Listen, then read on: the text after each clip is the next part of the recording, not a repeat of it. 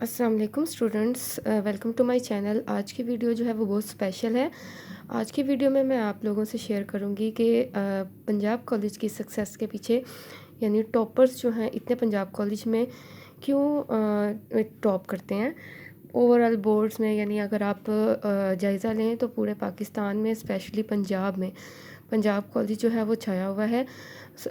Almost हर student जो है वो प्रेफरेंस देता है कि उसे पंजाब कॉलेज में एडमिशन मिले। इसकी वजह ज़्यादातर यही है कि पंजाब कॉलेज में काफ़ी बच्चे सक्सेसफुल रहते हैं, टॉप भी करते हैं। और अगर आप एग्ज़ाम्स के में जब रिज़ल्ट आउट होता है तो आप देखा करें कि मोस्टली टॉपर्स जो होते हैं बोर्ड में, वो चाहे जिस मर्ज़ी शहर के हों, लाहौर के, गुजरांवाला के, सियालकोट, यानी जहाँ जहाँ पंजाब कॉलेज है तो मोस्टली उन्हीं कॉलेजेस में से होते हैं पंजाब कॉलेजेस की ब्रांचेस के। उसकी रीज़न जो है वो मैं आज आपसे शेयर करूँगी और ये बिल्कुल ट्रू बात है, कोई फेक न्यूज़ नहीं है। क्योंकि मैं ख़ुद भी एक पंजाबियन रह चुकी हूँ। 4 ईयर्स जो है मैंने पंजाब कॉलेज में स्टडी किया है। I was also the topper of Punjab college. Plus काफ़ी मैं इंटेलिजेंट स्टूडेंट रही हूँ वहाँ की। और दूसरा जो है चलें सीधी बात की तरफ आते हैं जो मैं आपसे डिस्कस करना चाहती हूँ। काफ़ी व्यूअर्स जो हैं वो नेगेटिव भी लेके जाते हैं इस प्रेजेंटेशन को, कहते हैं कि हमारे पास इतना टाइम नहीं होता, हम 3 आवर्स में पेपर कंप्लीट करेंगे या डिज़ाइनिंग करते रहेंगे। तो डियर, ये चॉइस आपकी है। अगर आप अच्छे मार्क्स के अलावा टॉप करना चाहते हैं, टॉप रैंकिंग में आना चाहते हैं, तो आपको प्रेजेंटेशन करना पड़ेगी। क्योंकि पंजाब कॉलेज में जहाँ पे आप देखें स्टडी पे भी फोकस किया जाता है, उसके साथ साथ वहाँ पे राइटिंग पे भी फोकस करते हैं। वहाँ पे बच्चों की राइटिंग भी इम्प्रूवमेंट करवाई जाती है, उन्हें पेपर अटैम्प्ट करने का मेथड भी बताया जाता है, प्लस उनको प्रेजेंटेशन भी सिखाई जाती है। स्पेशली उन बच्चों को जो उन्हें लगता है कि ये टॉप कर सकते हैं, यानी अच्छे मार्क्स लेके आए होते हैं, तो उनके लिए अलहदा से सुपर मॉडल सेक्शन बनाया जाता है। मैं भी सुपर मॉडल सेक्शन की स्टूडेंट रही हूँ। तो शायद वो इतना ना बच्चे आपको बता सके जितना मैं अब आपसे शेयर करूँगी, क्योंकि इसमें मेरी अपनी भी एफ़र्ट शामिल है। मैंने ख़ुद भी ये सीखा है और अब आज आपसे शेयर कर रही हूँ। ये मैंने प्रेजेंटेशन तैयार की है, इंग्लिश का पेपर है FSC 2।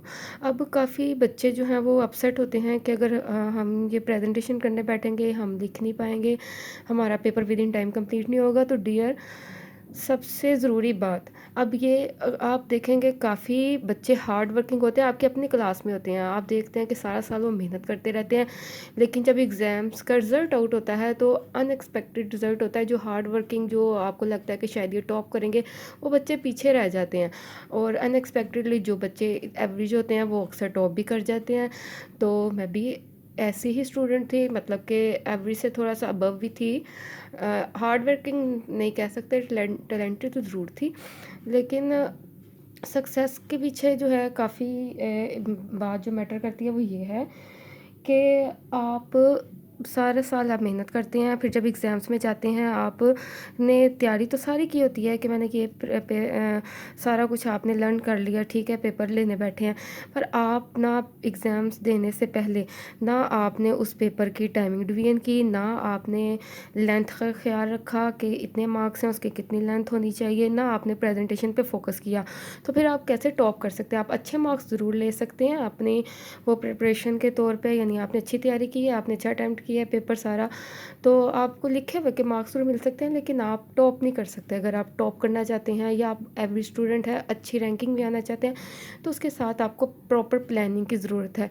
और प्लानिंग करने के लिए आपके पास पूरा साल होता है। आप स्टडी करें, साथ साथ जब आपके टेस्ट सेशन हों, आपके प्री बोर्ड्स हों, तो उसमें आप ये सारा कुछ अप्लाई करें, ताकि जब आप बोर्ड के पेपर देने जाएं तो फिर आप फुली प्रिपेयर हों, आपके लिए एक आसान सा काम हो, पेपर की ना टेंशन हो आपको, पेपर के दौरान भी आप ईज़ फील करें। उसके लिए मैं आपको एक प्रेजेंटेशन ये दिखा रही हूँ। इंग्लिश का पेपर है FSC 2 का। मैंने FSC पार्ट 1 पार्ट 2 की इंग्लिश की भी प्रेजेंटेशन बनाई हुई है, उर्दू की बनाई हुई है, उनकी टाइमिंग डिवीजन भी बताई हुई है, उनकी लेंथ भी, सारा कुछ। आप मेरे चैनल को विजिट करें। सिमिलरली BSc के लिए भी मैंने किया है और मैट्रिक की भी। तो चैनल की प्लेलिस्ट देखें, तो काफ़ी व्यूअर्स पूछते हैं इसकी बनाए उसकी बनाए, तो आप पहले प्लेलिस्ट देखें, तो बाकी जो रह गई हैं वो भी इंशाल्लाह मैं जल्दी अपलोड करूँगी। तो सबसे पहला काम आप देखें कि आपके क्वेश्चन के मार्क्स कितने हैं। इस क्वेश्चन की मतलब कि फॉर एग्ज़ाम्पल आप सबसे पहले सेक्शन 1 की हेडिंग देंगे short answers, question number 2 attempt करें। प्रोस पार्ट है। अब इसके मार्क्स अगर 2 हैं, शॉर्ट क्वेश्चन के 2 होते हैं, तो आपसे जस्ट 3 टू 4 लाइन्स में डिस्क्राइब करें, इससे ज़्यादा या इसे मिनिमम कम करने की कोशिश ना करें। इस तरह फिर जब क्वेश्चन नंबर 3 है, वो भी शॉर्ट क्वेश्चन है, उसमें भी सेम प्रोसीजर रखें। इसके बाद जो है आप क्वेश्चन नंबर 3 है गुड बाय मिस्टर चिप्स के शॉर्ट क्वेश्चन है, वो आप अटैम्प्ट करें और उसकी लेंथ भी 3 टू 5 लाइन से ज़्यादा ना रखें। इस तरह जब ईडियम्स और फ्रेजेस, अब सेक्शन 2 है, इसमें भी आप देखें प्रेजेंटेशन कैसे दिया है।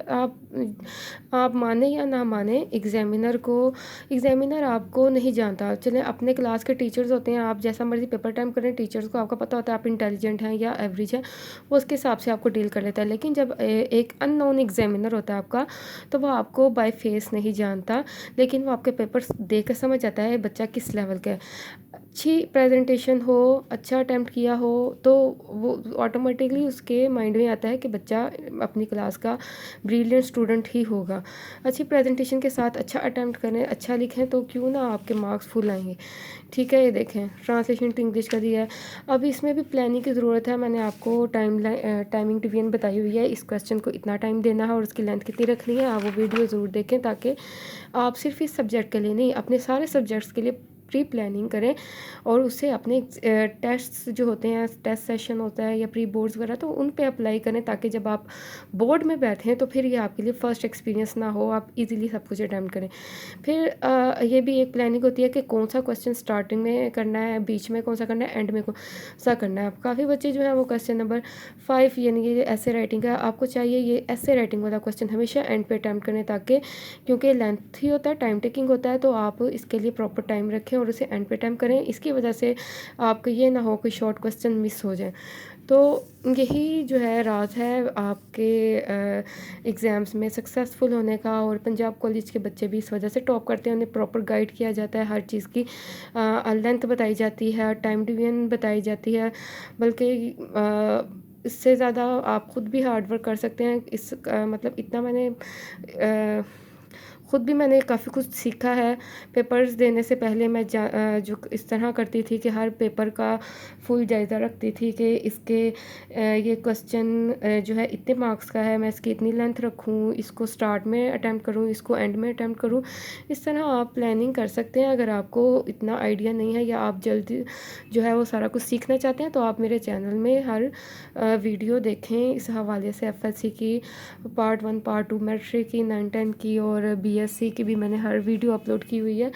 तो आप टाइमिंग डिवीजन, लेंथ और की प्लानिंग लाजमी करें। उसके बाद प्रेजेंटेशन पे फोकस करें। आपके पास फुल सेशन है, आप राइटिंग सीखें। मिनिमम आपको 30 डेज़ दरकार हैं इस प्रेजेंटेशन के लिए। बिलीव कीजिए, अगर आप इंटेलिजेंट हैं, हार्ड वर्किंग, अगर आप प्रेजेंटेशन इस साथ करें तो इंशाल्लाह आप टॉप भी करेंगे। और जो एवरेज स्टूडेंट है, इतना मतलब कि वो नहीं लर्न कर पा रहे, तो अगर वो प्रेजेंटेशन अच्छी दे दे तो इंशाल्लाह एवरेज मार्क्स से भी ज़्यादा अच्छे मार्क्स आएंगे। और ये मत सोचे कि मेरे पास टाइम नहीं होगा, हम ये करते रहेंगे, वो करते रहेंगे, तो क्या करेंगे। तो फिर आप नॉर्मल मार्क्स ही ले सकते हैं, आप फिर टॉपर नहीं हो सकते।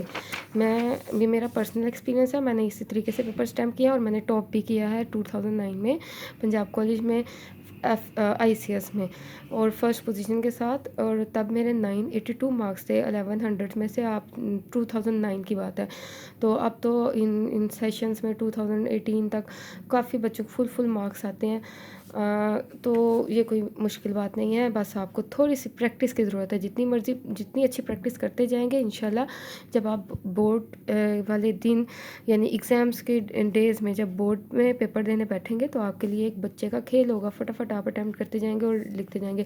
इसके अलावा अगर आपको लगता है कि आपकी फिर भी स्पीड स्लो है, तो आप जैसे ये जो क्वेश्चन होते हैं जिनके फुल मार्क्स फ़ौरन मिल सकते हैं, जैसे इसकी जैसे ये अगर आपने वीडियो बिल्कुल ठीक लिखा तो आपको फुल मार्क्स मिल जाएंगे।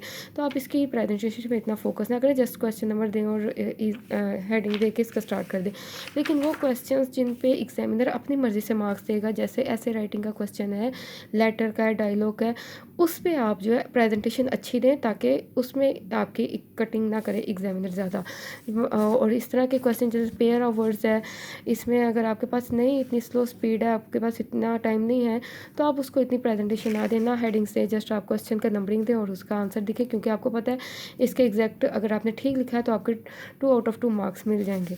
इन जो ऐसे राइटिंग यानी इस तरह के क्वेश्चन होते हैं, स्टोरी राइटिंग वगैरह, उसमें एग्जामिनर की अपनी मर्जी शामिल होती है कि आपको 15 में से या 10 में से कितने मार्क्स थे। तो उसके लिए आपको प्रेजेंटेशन अच्छी देनी पड़ेगी, उस पर फोकस करना पड़ेगा, ताकि आप उससे ज़्यादा से ज़्यादा मार्क्स गेन कर सकें। और मेहनत करें, प्रैक्टिस करें, इंशाल्लाह आप भी ऐसे ही प्रेजेंटेशन के साथ पेपर अटैम्प्ट कर सकते हैं।